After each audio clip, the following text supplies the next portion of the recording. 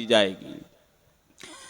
اللہ کے رسول علیہ الصلاۃ والسلام کا وہ پیارا نواسا جسے فلک نے دیکھا کہ کربلا کے میدان میں پورے خاندان کو تمہارے میرے لیے قربان کیا، وہ آ کر کے اللہ اپنے نانا کی تربت پر مشورہ لینے کے لیے آئے، کہا یا رسول اللہ، بابا جان بھی زندہ نہیں ہیں جو میں ان سے مشورہ لیتا، امی فاطمہ بھی دنیا میں موجود نہیں ہیں جو میں ان سے مشورہ لیتا، بھائی حسن وہ بھی موجود نہیں ہیں، میں کس سے مشورہ لوں؟ آپ ہی مشورہ دیں۔ تو پیارے آقا علیہ الصلاۃ والسلام فرماتے ہیں کہ جاؤ فاطمہ ثانی سے مشورہ لینا۔ فاطمہ ثانی سے مشورہ لینا۔ فاطمہ ثانی کون سی ہے؟ جب فاطمہ ثانی کہا اللہ کے رسول نے تو ان کی عظمت سن کر ہی ہمارے دل و دماغ میں بس جانی چاہیے۔ اللہ کے رسول کا نواسا روتا ہوا، آنسوؤں کو پونچھتا ہوا تربت رسول سے آتا ہے، اور آنے کے بعد رات کا جو دوپہر ہوتا ہے، نصف رات ہوتی ہے، جب دروازہ کھولا تو حضرت زینب تلاوت کلام اللہ کر رہی تھی۔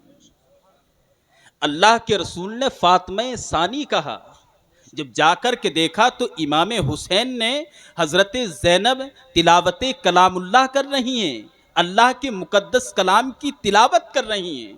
جا کر کے امام حسین ادب سے بیٹھ گئے اور یہ سبق دیا کہ جہاں پر تلاوت کلام اللہ ہو وہاں اپنی آوازوں کو پست کرنے کے بعد، بند کرنے کے بعد ادب سے بیٹھ کر کے اللہ کے کلام کا ادب کرو۔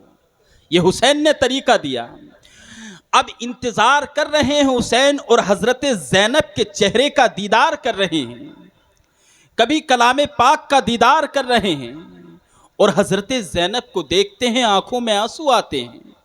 جب تلاوت کلام اللہ سے حضرت زینب فارغ ہوتی ہیں، فارغ ہونے کے بعد امام حسین ادب کے لیے کھڑے ہو جاتے ہیں، کیونکہ یہ ادب بھی مصطفیٰ نے امام حسین کو سکھایا۔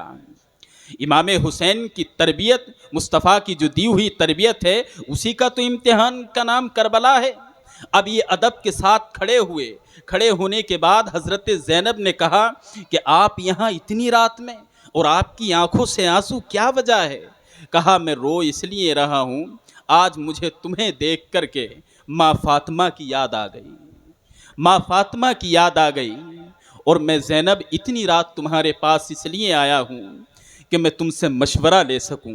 مشورہ لینے کے لیے کوئی چھوٹا بڑا نہیں دیکھا جاتا، مشورہ دینے کے لیے مشاور کی ضرورت ہوتی ہے۔